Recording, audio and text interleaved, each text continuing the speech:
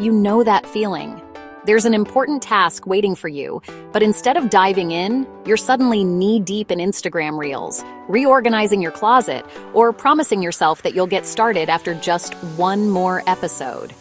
Then, before you know it, the deadline is right around the corner and you're left scrambling, stressed, frustrated, and wishing you had just started earlier. Sound familiar? You're not alone. The truth is, procrastination isn't about being lazy. Most of the time, it comes from fear. Fear of failing, fear of not being perfect, or even the simple overwhelm of not knowing where to start. The good news is procrastination is just a habit. And like any habit, it can be broken. Today, I want to share 7 simple and highly effective ways to stop procrastinating so you can finally get things done and actually feel good while doing it. Let's get into it.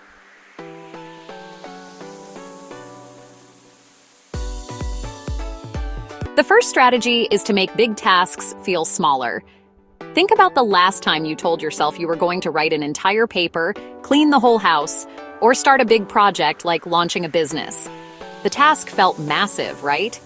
And when something feels too big, our brain often shuts down and looks for a distraction instead.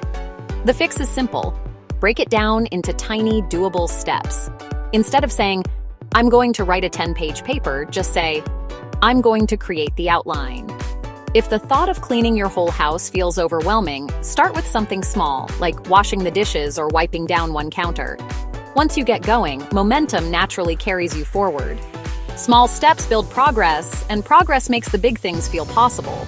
The second strategy is to set clear goals and realistic deadlines. One of the easiest ways to fall into procrastination is to tell yourself, "I'll do it later." But let's be honest, later rarely comes. Without a set time or deadline, your brain assumes the task isn't urgent, so it gets pushed aside again and again. The fix is to create SMART goals: specific, measurable, achievable, realistic, and time-bound.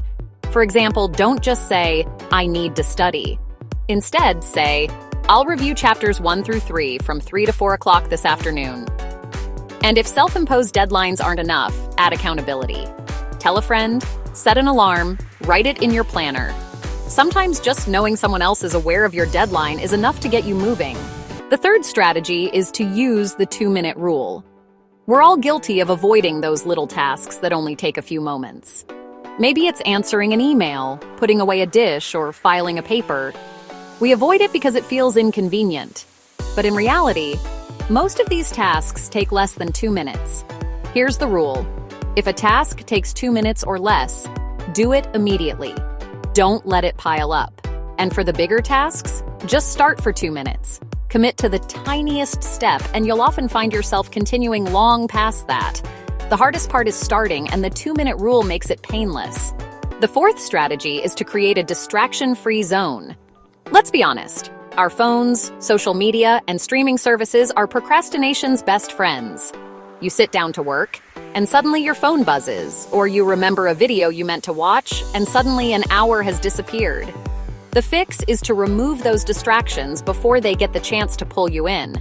Put your phone in another room. Turn on Do Not Disturb. Use website blockers if you find yourself mindlessly scrolling. And if background noise helps you focus, play white noise or soft instrumental music to set the mood. If you work from home, creating a dedicated workspace is huge.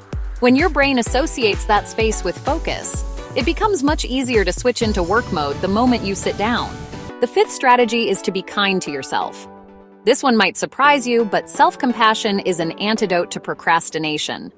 So many of us put off tasks because we're afraid of failing or not doing them perfectly. Perfectionism is a sneaky form of procrastination.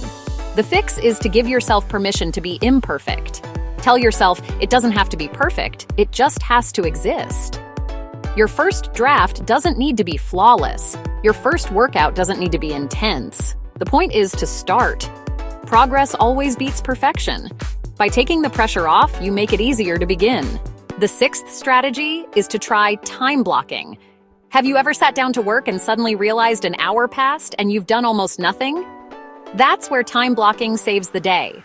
Instead of letting tasks float around in your day, schedule specific time blocks for them. Use techniques like the Pomodoro method.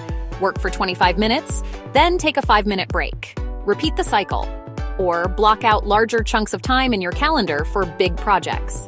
The structure keeps you focused and ensures that everything important gets attention. And finally, the seventh strategy is to commit to just 5 minutes. When you're really stuck, even 2 minutes might feel impossible. That's where the 5-minute rule comes in. Promise yourself you only have to work on the task for 5 minutes. That's it. It sounds almost too easy, but here's the secret. Once you start, you'll usually keep going. 5 minutes of cleaning might turn into finishing the whole room. 5 minutes of writing might turn into finishing a chapter. 5 minutes of stretching might lead to a full workout. It's all about lowering the barrier to entry. So let's wrap this up. Procrastination may feel like a constant battle, but it isn't who you are. It's just a habit. And habits can be changed. Break down big tasks, set clear, realistic goals, do the quick things immediately. Protect yourself from distractions. Be kind to yourself, block your time, and commit to just a few minutes when you need to start. Remember this: progress, not perfection. Even the smallest step forward is still a step forward. So here's my challenge for you. What's one thing you've been putting off? Pick one of these strategies, just one, and try it today. See how much lighter and easier it feels to finally take action. You've got this. And if you enjoyed these tips, subscribe for more creative planning strategies, productivity tools, and encouragement to design a life that truly works for you. Come plan with us again soon.